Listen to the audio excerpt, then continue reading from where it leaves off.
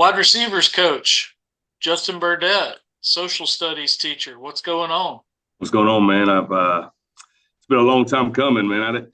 I talk to you all the time, but the first official interview with you, so I'm pretty excited. I know, we've been talking for what? Well over a decade now. Most of the quotes and stuff would have just been off to the side, usually near an end zone. Now, officially, I guess, on camera, one of those official things. So that's pretty cool, man. It's been a long time. Like It has been. it doesn't it doesn't feel that long to me most days. Some days it does, but most it doesn't. I guess I covered. Certainly the 2011 season. You were 2010. You were on the team, right? Yes, What? What? I graduated in 2012, so 2011 football season was my last at Clay-Chalkville. Okay, yeah, because I think like my first season covering you guys would have been 2010. Because I moved. I was in Mississippi and Hmm. covered most of the high school season in Mississippi, lower level as well. So when I came back here, I remember like I moved back on like Halloween or something like that, or like October 30th, something like that, 2010. And one of the first games I covered when I moved back was Hoover at Clay-Chalkville in 2010. And I was like, I had gotten used to Mississippi football and I covered that game. I guess Darren Reeves, I think maybe it was, I can't remember if it was Darren Playoff, on the right? team. Yeah, that I playoff got to game. around. Yeah, and I was like, this is different. Oh yeah, This is big different. Um, man, and then that 2011 season, that was crazy. oh yeah. How like how like before all that went down, we'll get to that, but like how good truly was that team? You see people arguing all the time now who the greatest player or greatest team was. Yep. You know, it's one of those you see documentaries of like the greatest that never was, or stuff like that. So it was very interesting. Going back to 2010, that was the second year that Coach Hood was there. Yep. I don't know your first, I guess, game covering. We spray painted the grass green because we had practiced on it so much that it was nothing but sand and dirt. So it was funny because Hoover players are getting tackled and they're looking at their pants saying, "What is going on?" And then going into 2011, there wasn't. I mean, the expectations in the school was always good, within our program, but nobody. Clay Chapel wasn't what it is now, and so you ask, how truly good were we? Well, not I didn't play very many fourth quarters, but Yep. but I wasn't nowhere near the best player on that team either. We had guys that kind of really started to put Clay Chop on the map for us, and it was a fun year. And having coaches that are now some of my best friends. Now, kind of, you should feel old going from covering that game, and Yeah, now I'm a I do. year old man, and now you're covering me being on the sideline coaching. So No, there's no doubt. I definitely feel old, and I appreciate the reminder that I should feel old. What like so that like for those watching or listening this that don't know, the 2011 season, y'all end up somewhere near the end of the year. I don't. I'm not gonna say it here. I think I know how it went down. But y'all get reported whatever ineligible player, uh, cast out of the playoffs. The whole thing reaches what the Alabama Supreme Court. It was a wild time. Ultimately, they don't let y'all in.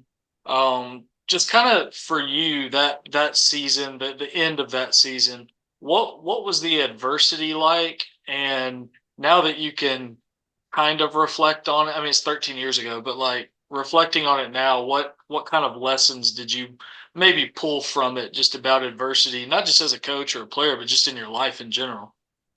no, that's a year that I think I've used it as a reference from my playing days into college, and even into coaching, because we were so good. I got a good buddy named Marlon Humphrey. I'm sure you've heard that name before.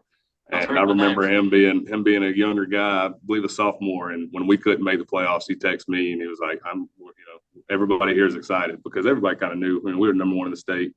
But not going to sit here and talk about It's a kind of a barbershop type of talk. Hey, how good were we type deal. I Yeah. know a lot of people like to do that stuff. I'm not one that does that a lot, but it did have a lot of life, lessons because even getting into coaching, you get to telling, the guys, you better not, be looking ahead, because even I tell guys all the time is when I was playing my senior year, I don't hardly remember it because it's playoffs, playoffs, playoffs, playoffs, playoffs, playoffs, playoffs, and that's all I was really thinking about. And when I get into the aspect, we couldn't go to the playoffs, so Yeah. it I use that even coaching now is enjoy where you're at, enjoy where your feet are at, and that goes to life with kids, goes with relationships, and not looking towards the next step, enjoying where your feet are because I didn't get to do that my senior year. Yeah. How did But y'all like? I say I didn't get to do that my senior year. I didn't because I was looking forward to the playoffs so much because we were Yeah. so good. Yeah. And then the playoffs get taken away, and you're like, well, what now? Yeah. I think one of the probably still one of the best games that I've ever covered, certainly one of the most memorable, was that final game of the regular season for y'all at Spain Park. I know that's a memorable one for you. I'll let you tell about that, but like that would have been given y'all knew kind of, I mean, y'all I guess didn't know the outcome but I mean, was there extra motivation there to really rally? Like what was kind of the locker room talk going into a game like that? Going into that last game, we're kids at the time, it's almost like these 17 and 18-year-old kids now weren't the same 17 and 18-year-old kids we were. We had all the social medias at Yeah. that time as well, but we're listening to our coaching staff and we're all thinking we're good to go. We're going to play. We know that there's some speculation. It might not be good, but we tried to basically, I remember Coach Floyd and Coach Hood and those guys telling us to basically control what we can control. We knew that there was some adults having to deal with some issues, but at the time we were kids, we could only do what we could do. And it wasn't, I want to say it was late in that week, right before we actually played that game. Like it was a Thursday or maybe even a Wednesday when reports started coming out. So we didn't know a ton. The crazy part was the week after that when, are you in or are you out type deal. But personally for me, it was, stats aren't great. I had a three touchdown game that game, but with my dad, the story that you covered, some other guys covered back, I guess 13 years ago. My dad went off to prison for a couple years, and that was the first game that was on TV. So for me, it was kind of a cool deal that anytime I talked to Dad on the phone, and it was anytime that I know the camera's on me. Dad, I'm gonna blow you a kiss. I love you. I am who I am because of what you instilled in me. And so it kind of turned out crazy. I had a few catches and a few touchdowns, and the camera was on me a good bit. I was the cocky, high school kid that. It's funny because I had the long curly hair. A lot of people knew me by that curly hair. Well, the reason I grew out that curly hair and long is because I remember being a sophomore. Funny story. I was a sophomore, and the girl came up to me in school and she's like, "Oh, do you start?" And it really kind of was like, "Hold up now, like, do I start?" Like, yes, I'm playing. What do you mean? And so from then on out, I was like, I'm gonna make sure that you guys know that I'm that guy on the field. You know what I'm saying? Wow. But and it's funny because now my wife says, I got you because the curly hair started our conversation, and as soon as we got married, I cut it off, and the rest is history. But no, that's kind of a funny story about the curly hair, just because Wow. I wanted people to know who I was because I was that cocky senior in high school and or junior in high school. But it was a fun experience growing up. But I hate it turned out the way it did. But it definitely they say you learn a lot when you lose some things, and that was definitely something that throughout life has kind of helped me out. I didn't know that about your hair. Yeah, it's not a lot of people know that. Coach Floyd, last when he was on here, he said I'm a mess every day. I Shots, wondered shots if you fired. saw that. No, it was funny because I texted him. I was like, I love that compliment, and I like to be the, even though I'm 30 now, I like to remind all those guys, and there's still a bunch of guys on the staff that were coaching when I was playing. So I try to keep the young spirit until they go and hire some younger guys. So. Yeah. What was I mean we're gonna jump ahead a Go ahead. lot, but 2024 or 2023, this last season, what was that like for you? And then ultimately, I know you weren't there in 2021 when Clay-Chalkville won the state title, but I'm imagining this past December had to feel really good after a long time. Well, my story is a little different than other people. I graduate from Clay, go off play college football. Started at Southern Miss my first year, transferred to Central Arkansas. Finish up, moved to Dallas for a year to coach. That's when I was able to teach and coach Deion Sanders kids and be around him. And then came back to Clay-Chalkville when Coach Gilmer got the job. Known Coach Gilmer since I was 4 or 5. I was his ball boy when he was in high school because my brother played with him. Was here a couple of years and thought, all right, it's time to spread my wings. One of those, let's see what life's like somewhere else. And I was gone 2 years, and man, do I tell you, I regret leaving those 2 years because I was not happy at either school I was at. Ended up going through some changes in life that I felt like I hit as low as you could hit. And started raising, had kids, and was going through some times that life wasn't great. But thank the Lord that we made it up out of that, and was blessed enough that Clay-Chalkville gave me a second chance. So I came back to Clay, not going to coach football on the varsity level. I was done coaching football. There was no more coaching football on the varsity level because some dreams I have. I'm also getting into college basketball officiating. So my schedule gets pretty busy towards the end of football season. So I was Yeah. I was not going to do much football, and then some circumstances happened where my number got called, basically to give you all a sports term, and boom, there I was, back in the receiver's position and helping out.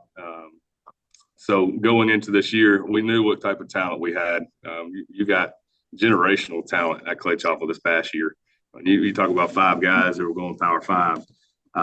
That's pretty much unheard of. If most time you hear that, it's at old school days for Hoover, Alabama, and in Texas schools. Those big time Texas schools. But we had it right here at Clay-Chalkville High School. And the great thing about it is 2 of our best players, I believe, 3 of our best players on our team last year were Clay-Chalkville raised, born and raised Clay-Chalkville men. So that was fun being a part of that, being a part of teaching them when they were in the 7th grade. And then now they're seniors when I come back, and kind of being able to experience that with, their parents and their families who I've known for years. And it was just it was a very special time, and being able to win it, and even how close we won it. It was, I know you remember being there with me. I was ready to throw up, just Yeah. because it's something you hear people say, you never Yeah. get this opportunity, or, you don't get this opportunity Mm. much. And that's one thing right now that we're trying to teach these kids. And I think we've done a great job is, this isn't something that just happens. You don't just show up and play in a state championship game. And Right. that's something that in the year after the first championship, and I guess 22 it was, where we lost first round, is, you got to put in the work. And, some kids did put in the work, but there was some, just expectations. We're just going to walk right up in here and do this. And that's not what Clay-Chalkville is. Clay-Chalkville has always been the blue collared. We're gonna grind. When Clay was first made, we're practicing in the parking lot because there wasn't a grass field. Not necessarily practice, but doing a lot of football stuff where on Oh, the yeah. parking lot where the band used to warm up and do all that stuff up on top of the school. So just coming full circle back and winning and being with Coach Gilmer that I've known since I was a kid. Coach Gilmer, that I was the only middle school athlete that was at his wedding. Coach Floyd when he got married.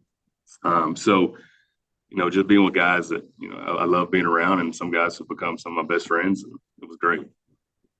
Yeah, you were an absolute wreck on the Bryant Denny sidelines. I just happened like that just happened to be as far as I got where I had a good view. Like I had not made it all the way down to that end zone, and I was like, I'm just gonna hang here. A lot of the guys on the sideline were a little further down, so I had an angle. I was like, I'm just gonna chill here around the, I don't know, about midfield and see what happens. And you were white knuckling it over Oh there. yeah. What You was know, that? there's a lot of people out there that were like, Coach Gilmore, what are we doing? Why are we kicking a field goal? And I'm not scared to say I was one of those guys. I was like, we got one of the best players in the country. Let's win or die with him, doing Right. it. But obviously, Coach Gilmore made a great decision by taking the 3 points that ended up winning the game for us. And and the whole time they get the ball, and the whole time you're thinking they've not drove the field. They've only done long passes, breakout, big time plays. They have not actually got to drive the field and score. So that last drive, as they keep getting first downs, I just got to the point that I said, guys, I can't watch no more. Please give me play by play. So Coach Floyd, he can joke around and say, I'm a mess, and I was, but he was up there giving me. You would have thought he was working for ESPN the way he was giving play by play. And my head's down, my hands are over my Yeah. head, just listening to Coach Floyd, and it's funny now. It's one of the that's a memory, especially the picture. I believe I don't know if you captured or somebody captured a picture where I'm white knuckling it, and That was mine. definitely, yeah. So it's but just a lot of stuff going through your head at the time, and Yeah. you start thinking it's when people talk about if you get near death situations where you start thinking about all of the loved ones, and I'm not comparing this to any of that type of stuff, but in my head I'm starting to think about Jalen Bachway and how hard he works, and Mario Craver, and not just those guys, but the freshmen that started coming up as eighth graders just to help out and give us a scout look. And we work these guys, man. There's not many schools like we do at Clay-Chalkville, and we've had guys that transferred in because their parents move over this way, and they say, well, what is this? They've never been a part. You got college coaches that come over and say, you guys, you practice and y'all plan just like we do. So it's not easy. So when they're driving down the field, in my brain, I'm just, man, please do not, I don't want to lose for them, but Yeah. the Lord's will be done, and thankfully it worked out good for us. Yeah. Well, like I mean, I feel confident in saying that Coach Floyd would have felt good had Sarah Lynn kicked the field goal there to try to tie, because the way that game was going, y'all go into overtime, and the way overtime's set up, I mean, y'all were kind of leaning on them in the run game, and like you said, they're just kind of hitting on some big plays, except for that last drive. Like I would have liked your chances in overtime, maybe more, but they go for the kill right there, and DJ Barber and company do what they do, and Sure.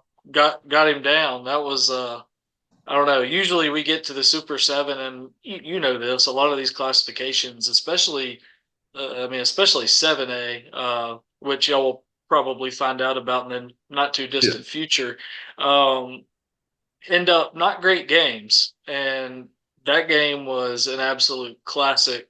I mean, kind of from start to finish. It was just unbelievable. I can't imagine if I would have been, one of you guys on staff or one of the kids on the sideline just trying to keep my composure during a game like that. I mean, it's a great lesson for guys moving to this year that we start off not doing great the first drive, and then boom, they score. And then Yeah. so you start to think, is this going to be one of them games? So, but being on the headset, I remember saying, just bend, don't break, hold them to a field goal, because just like we all thought, if we went for it on fourth down, we would have got the first down. But again, thankfully, Coach Gilmer is the head coach and not me, which because who knows what would have happened. We could have got stuffed on fourth down, and it's Yeah. not have been good. But overtime, obviously you don't want to go to overtime, but in that situation where they got the ball on the, I guess, 15-yard line, 10-yard line, overtime's looking okay. Maybe he misses the Right. field goal, but it was definitely one of the greatest games I've ever been a part of. And a lot of Yeah. people have said it might be the greatest, state championship game in the state of Alabama. So just because Yeah. I mean, the athletes that were on the field, the way they were shining bright, yeah. yeah, it didn't get much better than that. Um, I don't think y'all don't have the rings yet, right? Yeah, they're supposed to be coming in. We keep hearing April, but it's April now, so we'll find out. Yeah. What's Hopefully, what's that like? Being a Clay guy, like we've talked about, you were there for 2010, 2011, 2012.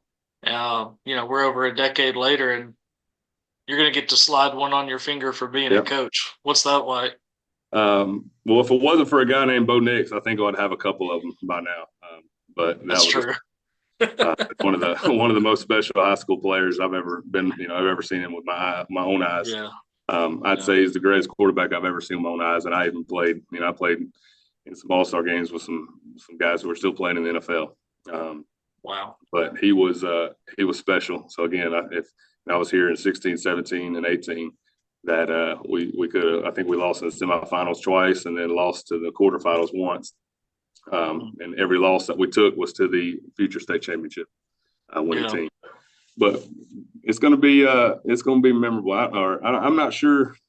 I'm not sure if I'm going to put it, in a safe or put it in my office or put it. I have no idea, but I'm excited. And I'm ready to finally be able to hold one. And it's only just because not a lot of people get to. You start talking about Yeah. statistics, I'm sure you're getting into some small numbers about some guys that actually have one that they can call theirs. Right. What do you think about? You mentioned Bo Nix. Um, you see projections kind of all over the board for him. What kind of pro do you think he'll make? Um, the guy, I mean, at the end of the day, I'm not no pro scout, but when you see some of the things that he does, there's things that he does that not a lot of people can do. And even going from high school to where it's the fourth quarter and we think we're going to beat Pinson and they snap the ball 30 yards over his head and he's running to his right and he throws the ball, feels like 100 yards back to the other sideline and they catch it and go score. You saw some highlights at Auburn that he does, and I think he made the best move for him that worked out for him that actually got him. A lot of people say it's not the SEC defense, but there was I believe, some issues at Auburn that he was good to get away from. But I mean, I think the guy is going to be a pro's pro. You can tell that he's got it all between the ears. He holds himself to a high standard. Obviously, with his family background, they're great athletes. But I think if I've seen some players that have lasted in the NFL for many years, and they're not as good as he is, in my opinion. So I think he's going to be just fine.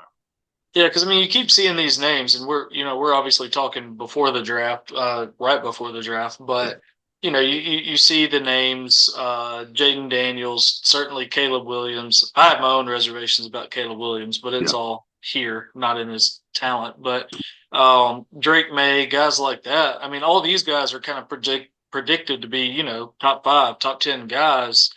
Like, would a guy like Bo, like, he's not projected that high, but do you see him as a guy that maybe he doesn't have all the flash for a top 10 pick, that kind of thing, but is he a guy that's just kind of rock solid, that in a decade where maybe some guys, I'm not saying any of those first 3 guys, but where some guys who were drafted higher than him are maybe out of the league, and he's still, whether it be a backup or as a starter, just kind of has that staying power for some reason? He strikes me as that kind of guy. Yeah, it's almost the Brady or the Russell Wilson type. That they didn't get selected early on. I think Bo will still be. Who knows?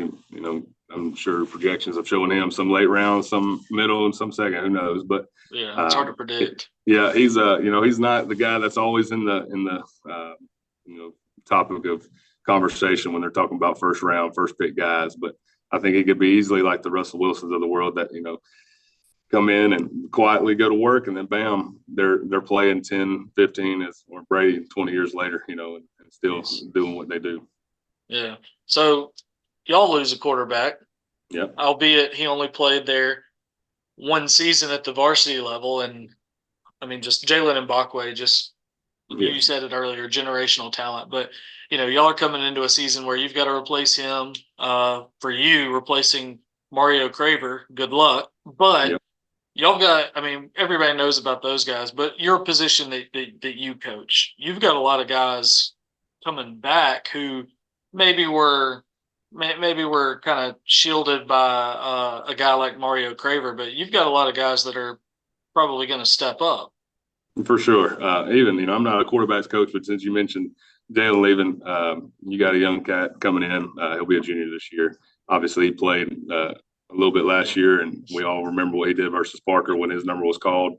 And I think he put his name on the map when everybody's down and out. Like, Jalen's hurt, Jalen's out, and then bam, here comes Aaron Fry, who I've been around the Fry family for a long time.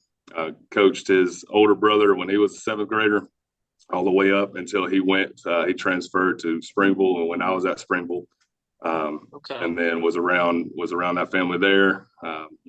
Then I left Springville and was back helping out at Clay the year that we lost to Parker in the first round, and that's when the next year Coach Floyd, I believe, was at Springville and got to be around Aaron, and now he's here and he's going.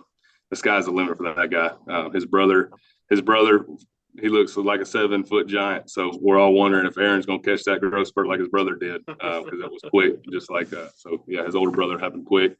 But for the receivers, it's one of the first years since probably COVID, that first seasons, that we haven't had somebody who's just, here's your 5-star guy. And not saying that we don't have those guys, because I believe that we do. He's just a couple of them are young. So we got a guy by the name of Corey Barber, who is going to be a junior this year. He's going to be an FBS guy. We got some seniors who, they might not have all the oh, look at me type of flashiness, but they're going to be very productive guys. You got Marlon Compton, who's been playing, I feel like, since he was in 8th grade. He's a slot guy. He's a speedster. He's got speed. He's going to do what you're supposed to do, and he's a leader on and off the field. He's going to play college football one day just because of the abilities that he has, and he's going to catch the ball when it's thrown his way. I mentioned Corey being a junior. We got some more senior guys who Kumar, who's going to be able to make some big time plays for us. A guy named Jefferson, a guy named Christian. But the thing is they're not, again, the flashy, here come all the cameras and lights looking at them. But when it comes time to doing what they're supposed to and making plays, they're going to be those guys. And, I've had the opportunity to coach the flashy that all eyes on. And again, it wasn't Mario Craver. He didn't choose, he chose greatness, like all of them want to be greatness, but he didn't choose that. Okay, here come all the flashy lights and stuff. But I believe those guys handled that well. But this next group of receivers coming up, we're trying to get back into that old school Clay-Chalkville mindset.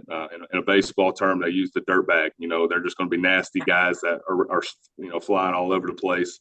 But I try to use that mindset when we're doing indie drills, when we're doing just talking to the guys. Is we got to be nasty. We got to be able to block. Now you can't be as nasty as you used to be when it comes to blocking and trying to tear some people up. But we're going to catch the ball when it's thrown in our area. We're going to be fundamentally sound, and I'm excited about that. And being around middle school guys, we got talent from middle school coming up. We're going to have a couple sophomores that are going to be really good.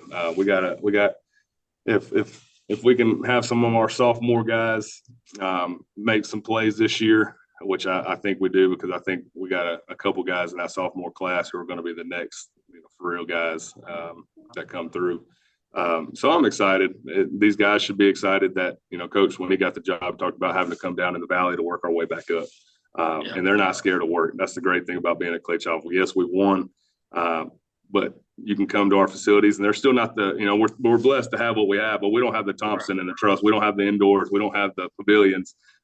So when it's freezing cold and when it's raining, we're working. So these guys know how to work, and they might complain a little bit, but don't we all sometimes when we get wet and cold? But we've been going early in the morning. We've been watching film. We've been hitting the weights. So I'm really excited. I put on social media a couple weeks ago that this is the most excited I've been in my 8-9 years coaching football. Wow. And it's not only because I'm getting to coach with a good buddy of mine who was also my coach, Coach Floyd, but because of these kids.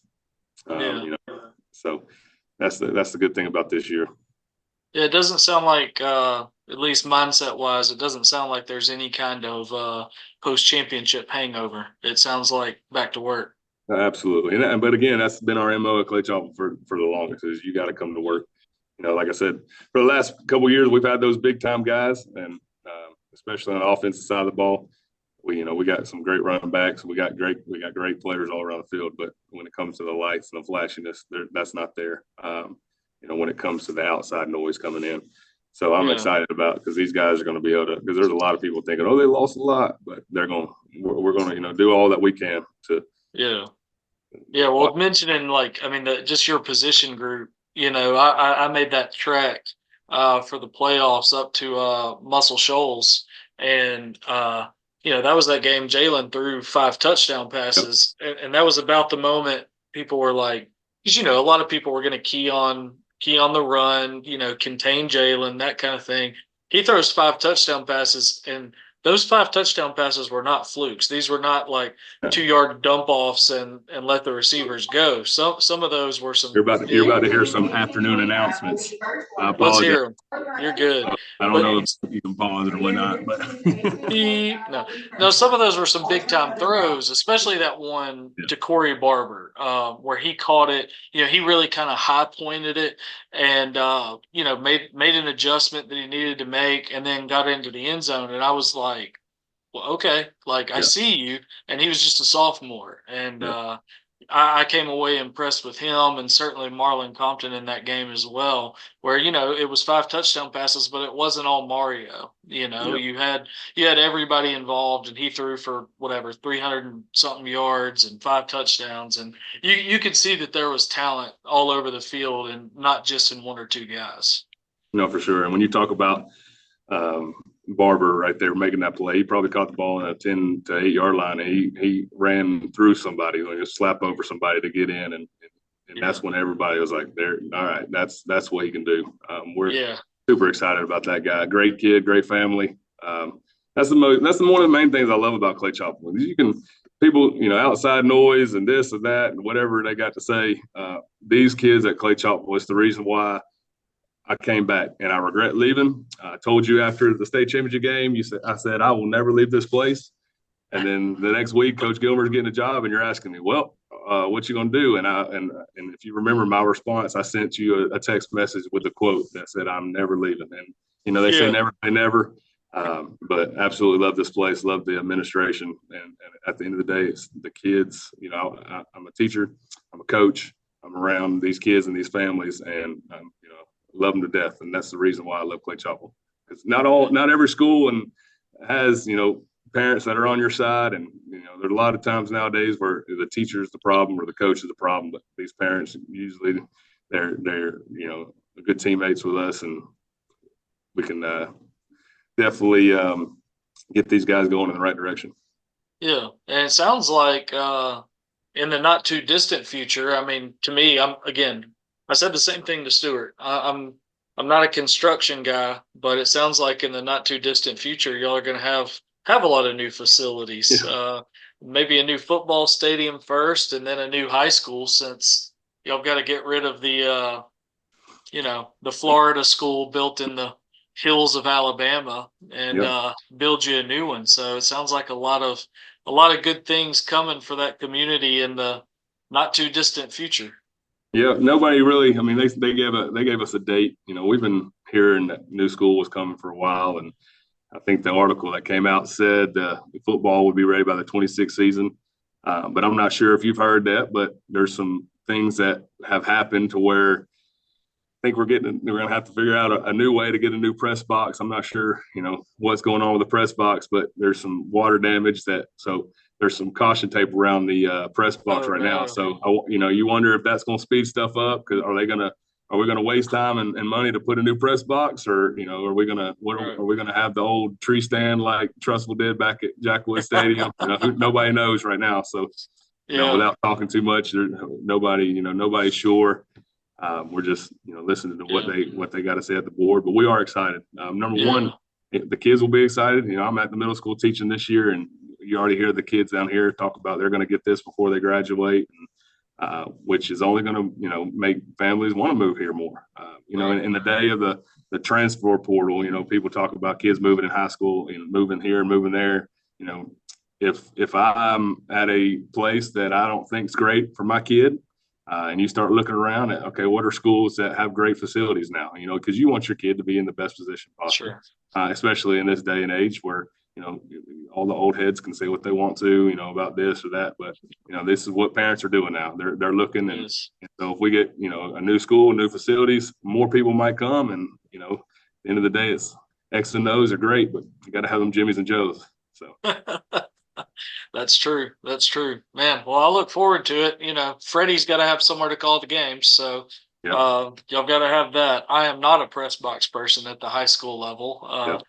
You know that. Everybody knows that. I don't like. Hey, I like a press box if the game's raining. I might try it, but I'm an on the field guy. I would much rather be in the thick of it, even on y'all's narrowest sideline in all of high school football in Alabama. Yep. And a lot of people are asking, are we going to get a track? Are we going to get more sideline? But let me tell you a funny story. A lot of people, you mentioned press box. Stuart Floyd, Coach Floyd, wouldn't tell you this, and neither would old Drew Gilmer. They used to sit in the press box together when I played. Yeah. And the press box at our school is got double panel, you call it. It's two pieces of glass. You go to the Clay-Chalkville side, there's not two pieces of glass because they busted one of them. Stuart Floyd and Drew Gilmer up there banging on the window when we were scoring. I guess it was, it might have been the 11, 12, or 13 season. When they were up there together, they completely busted and shattered the glass, and it got all over the place. And luckily, there's two panels of glass there because so there's a lot of history is going to be taken away. And we talk about the glass shattering, and people were inside the school. Where back when I was in school and younger, everybody would tell the freshmen coming in there's a pool and there's a second level, and everybody would try to go look for it. So there is a lot of history and memories that will go away, but you can't be mad at getting new stuff. I mean, you got to keep up with, I guess, the Joneses. And going into 7A, we got to have the facilities in order to compete. If we get to 7A, which I believe we will. But I mean, if you're an athlete, as some of these college coaches say, why wouldn't you want to come play for us? Why wouldn't you want to, and you got to be careful saying that because they'll be, oh, you're recruiting. And that's not what I'm saying. I'm just saying, like, why would you not want to come be a part of something special when you got a new field, a new this, a new that? It's the reason why Trussell's building their stuff and Thompson builds their stuff and Hoover builds their stuff. There's constantly work going on, and we're excited to be a part of that. Yeah, absolutely. Yeah, I was just surprised y'all didn't move up this time, but it's not just about your enrollment, it's about everybody else's enrollment too. And there's only so many slots for so many teams. I think y'all ended up y'all are like the third largest 6A school this classification. Spain Park goes down, they're right there. I was surprised, honestly, that Helena stayed. I thought they might have been a team ready to make that jump. But, I mean, at the end of the day, 6A is still – the depth of 6A is just wild, just statewide. So that's always every week in the playoffs, if you're good enough and lucky enough to earn a playoff spot, you're going to have to earn it every week. And, y'all had one of the – I think y'all had probably one of the tougher roads this last year. I was looking at I had the schedule, but I mean, you go Pullman, sure. But Mountain Brook second round, and then traveling all the way up to Muscle Shoals, and then you get Parker at home, and then having to finish it off with Saraland. That's a murderer's row. I mean, I tell everybody that the 6A is, they can say what they want about 7A talent, but I'm a believer that right now in the way that it stands, 6A is the best sports that you're going to get, and it's not because we're better than that. I don't think it has to do with that, but you're playing more playoff games. Football, you're playing more rounds, and basketball, you got sub-region that you don't have with 7A. 7A just allowed, and when it comes to basketball, 7A is now going to play an extra week of games just to kind of make it all match up. But when you're 7A, you get that bye week going into the state championship game. And I was talking to a buddy, at 7A schools where they were kind of bragging about, we've got this many semifinals, I'm like, we can win 2 games and go to semifinals. That'd be nice. You know what I'm saying? But, you got to win, got to win 3 to get there. So it's a little different. But with the depth of 6A and the amount of schools, I would definitely say that, in my opinion, again, just my opinion, that 6A is the better when it comes to sports, just because of the teams. Yeah, it's a depth of competition thing, and I'll be curious, like a school like Spain Park that was so much on the come up this last year. They were kind of, even preseason, they were kind of my team to watch kind of deal, and for the first half of the season, I mean, they struggled, but they struggled with injuries. They had a lot of injuries. I know coaches, especially Coach Vikakis over there, isn't going to make excuses, but they had a lot of key guys out in a lot of positions. Like they still almost beat Hoover, who Hoover had a tough year, but Spain Park was like down to like their seventh running back or something like that. They were like running defensive ends, as their running back that game. Still almost won the game. If they had, they would have ended up a playoff team because they came up to Trustful. I was at that game and they just absolutely put it to Hewitt Yeah. Trustful. And now they're going to drop down to 6A, maybe just for these next 2 years. They might come right back up to 7, but you get that quarterback Brock Bradley, who's I mean, he's a real talent, and you're going to get his junior and senior years in 6A instead of 7A. So that they're going to see that competition, but that's another school that it just adds to that quality depth in 6A. And at the end of the day, you got a Hoover City school coming to 6A. When would you ever thought that? With how big Hoover is, and you start talking Yeah. about they got a lot of fish to choose from when it comes to who you only got to play 11, and you're a big school like that. Yeah. Obviously, the numbers are what they are now, so you could say they're not as big as they used to be. Right. But that's there. It's like I said, it's a Hoover school. Yeah. And a Hoover City school, I should say, and so they're going to be tough, and I'm excited and it's going to be fun, especially if we get to play a school like that in the playoffs. That I don't think we played them since my senior year when I was here in 2012. Get to play different competition and get to see different places, and it's fun playing the Parkers when you're the last two playing. It's fun playing the Mountain Brooks, but you do that every year. It's fun to play the little different teams. Yeah. So it's a challenge for coaches as well. I was this wasn't this reclassification. This was the previous reclassifications numbers. But I was playing with those numbers one day. Could you imagine? Okay, so I looked at Clay-Chalkville and I looked at Hewitt Trustful. Since in the 90s there was a split that created Clay-Chalkville in 1996. Had that split never happened, could you imagine just all athletics, not just football, but all of athletics, if that split never happened and all those kids from Chalkville and Clay were still filtering into Hewitt Trustful High School? Like, I mean, it would be domination. Sure, for sure. And we even talk about now, if we added Pinson and Clay, and you had Center Point Clay or Huffman and Clay. I mean, Huffman's been down the last couple of years, and but you start talking about athletes. There, Coach Floyd talks about this area of Birmingham, just the amount of state championships that have come from it, and from us, I guess when I say state championships, us and Pinson, and you start talking about athletes that are all over the place. We always mention, what if we had a mega school? What if we, what is Hoover's numbers? Well, is that the equivalent of us and Center Point mixing together and seeing, what would we be like? So there's that talk, and there's people that are glad that never happened. There's people that are always wondering what would it be like, but we're pretty proud and excited of what we've done in the short amount of years. Yeah, Jack Wood would have been one that was not so for the split back in the 90s. He was the head coach at Hewitt, and he would have had every athlete that he wanted, back then. But the split was great when especially you start talking about rival games, and we're not going, obviously we won't get into that much because I'm sure my opinion, and would love to. Everybody knows everybody's and I think it's everybody's opinion, but the powers that be over at that place, we would love to play, and it's fun. It's at the end of the day, when I go to sleep at night, there's people that might have X, Y, and Z to say about me or our school, but when I go to sleep at night, if I did what's best for the kids, I can sleep great. And I feel like if we're going to do what's best for the kids, why are we not playing if we're half a mile away or a mile away? And yes, adults get in and mess some stuff up for kids a lot of times.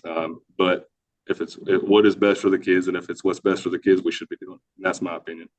Yeah. Well, it would be such a cool thing. I've said this to a lot of people. I was like, the olive branch, I guess, so to speak, would be do this before Clay-Chalkville ascends into 7A and it's just a forced region game. Don't play at week 10. Nobody wants to play at week 10 on either side, Clay or Hewitt. You don't want to play it the week before the playoffs. That's fine. It's not like that was some tradition. Has it been played week 10? Yes. It's also been played week 1. I think there was a year where it was played week 5. Yeah, that was week 2. Yeah, there was a couple different weeks. Yeah, it's been like 0, 1, 2, 5, 10. Like, yeah. Take your pick, make it happen. Like if you did that as like the week 0, I guess, and I hate calling it week 0 because it's a week that means it's the first games. It's week 1. It's stupid to call it week 0. But like if you just lead the season with it, like week 1, and let's say you get it as like a Thursday night game, a standalone Thursday night game. ESPN's coming. Yeah, they're coming. They're coming. And it would be just the absolute biggest game in the state. The gate would be astronomical, and it would be great for both communities. So, but it comes back to what's best for the kids, and that all those things that you mentioned. Excuse me, I'm not sure how loud la la la la la la la la. But when it comes to all those things that you mentioned, is that what's best for the communities? Then you would think yes, because money equals this, and you got to be able to get the money to be able to do this, and not a lot of stuff's free, and that's an easy way to make money. And I guess when they went 7A, I'm gonna try not to, talk too much because I don't know, I wasn't here, I was in college. Did they feel like, did Clay feel like, did Trussell feel like it just wasn't beneficial? But nowadays you got 7As playing 6As all the time. I mean, obviously we played Thompson every year for the last couple of years. They beat us, we beat them. We were one play away from beating them twice. And you have people talking, it's when we finally decide to play, I hope both teams are still as good. I hope there's not a down year and then it's just not, what it should be, obviously. Right. But that's just, if you're going to go play IMG just to make your schedule look good, well, you can come schedule Big Clay too. We're not, obviously we're not a superstar team like IMG, but come, let's have fun and play people. There's no reason why we should have to go to Georgia to find a game or, go down to, here or there to find a game when we're literally right down the road. That's just my opinion though. Because that's what the kids would love. Nowadays it's crazy because these kids, these kids, they don't know the paws and claws. Benson's our rival now. They don't. We got to play Trussville in basketball this year, which was fun, right? But it's not there wasn't one Trussville student in the student section, and there was hardly any Clay student. Like they don't remember what it is like when the students are going back and forth, and that's the day you live for. You wake up and you see the students driving their trucks around with big old flags all over the place, and these kids don't know, what the paws and claws really was about. And I hate it for them kids because there's a lot of kids now who graduated that they've never played. And, it's one of those, are we better than you? You aren't better than us. And it's the Michael Jordan, LeBron argument that'll never be answered. Yeah. And what, and like you said, the kids won't know it, the kids today. So they won't get on you about this, but you being a Clay guy, some of the old Clay heads are going to get onto you for not calling it claws and paws instead of calling, like that was the thing. Like you got to say your school first, like it rhymes. You got to say claws first, just like me going to Hewitt. I should say paws first, like it was a whole deal, and hopefully in the not too distant future, we get it back.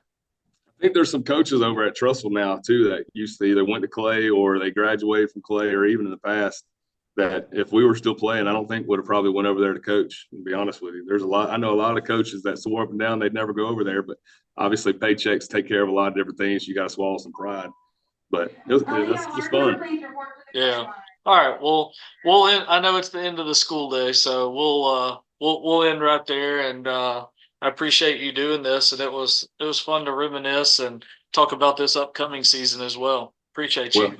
Well, I know that I'm just a receivers coach that graduated, and we've been buddies for a long time. So I appreciate you talking with me. But I'm excited about this year, and I don't know if you noticed the hat that says Big Clay, but that's something that we're going to jump on, and we're going to ride that wave, and the kids love it. So I'm excited to be here. So hopefully we'll be seeing you.